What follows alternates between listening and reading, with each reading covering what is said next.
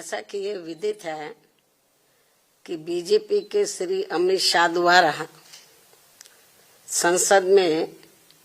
भारतीय संविधान के मूल निर्माता व दलितों एवं अन्य उपेक्षित वर्गों के पूजनीय भगवान व मसीहा परम पूज्य बाबा साहब डॉक्टर भीमराव अम्बेडकर के बारे में जिन शब्दों का इस्तेमाल किया गया है तो उससे बाबा साहब की गरिमा व अस्तित्व को काफी ठेस पहुंची है। इससे एक प्रकार से उनका अपमान हुआ है, ऐसा हमारी पार्टी का ये मानना है, जिससे अब पूरे देश में इनके अनुयायियों में जबरदस्त गुस्सा व आक्रोश व्याप्त है और ये इनके कहे गए शब्द इनको जल्दी ही वापस ले लेने चाहिए तथा इसके लिए इनको पश्चाताप भी जरूर करना चाहिए, तो ये बेहतर होगा। वरना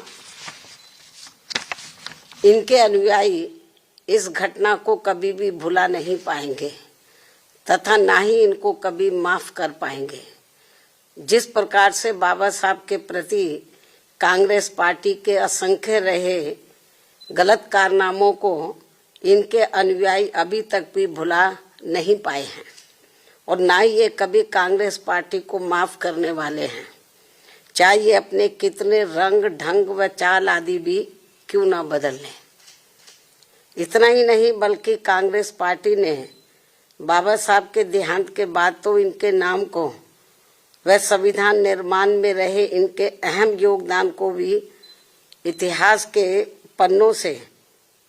मिटाने की भी पूरी कोशिश की है। हालांकि अपने इस मकसद में ये पार्टी अब तक जरूर कामयाब हो जाती, ये कांग्रेस पार्टी अब तक जरूर कामयाब हो जाती यदि बाबा साहब डॉक्टर भीमराव अम्बेडकर के देहांत के बाद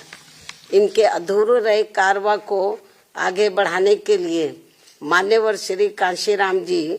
अपना पूरा जीवन समर्पित करके वे आगे नहीं आते, जिसको मंजिल तक पहुंचाने के लिए मुझे भी अपनी पूरी जिंदगी समर्पित करनी पड़ी है। इसके साथ ही मान्यवर श्री कांशीराम जी ने बाबा साहब के संघर्ष व इनके कारवां को खत्म करने वाली कांग्रेस पार्टी के सभी साम दाम दंड भेद आदि हथकंडों का मुकाबला करके व उनसे सावधानी बरतते हुए तब फिर बीएसपी का गठन किया है, जिससे अब कांग्रेस बीजेपी व अन्य सभी जातिवादी एवं संकीर्ण मानसिकता रखने वाली पार्टियां किस्म किस्म के हथकंडे इस्तेमाल करके कमजोर करने में लगी है। जबकि यूपी में 4 बार बीएसपी के नेतृत्व में रही सरकार ने जिस प्रकार से यूपी की राजधानी लखनऊ में व दिल्ली के नजदीक नोएडा में भी बाबा साहब डॉक्टर भीमराव अम्बेडकर के सम्मान में अनेकों भव्य व ऐतिहासिक स्मारक संग्रहालय व स्थल आदि बनाए हैं, साथ ही इनके नाम पर यहाँ अनेकों जनहित की योजनाएं शुरू की गई हैं। नए जिलों के नाम आदि भी रखे गए हैं, जिनमें से बाद में काफी कुछ को समाजवादी पार्टी की सरकार ने बदल भी दिया है, जो इस पार्टी की बाबा साहब के प्रति इनकी नफरत को भी दर्शाता है, जो अब कांग्रेस के साथ मिलकर इनके सम्मान की हवाई बातें कर रहे हैं। इसी प्रकार इन वर्गों से जुड़े अन्य संतों, गुरुओं व महापुरुषों आदि को भी पूरा आदर सम्मान दिया गया है, जिससे अब कांग्रेस व बीजेपी आदि की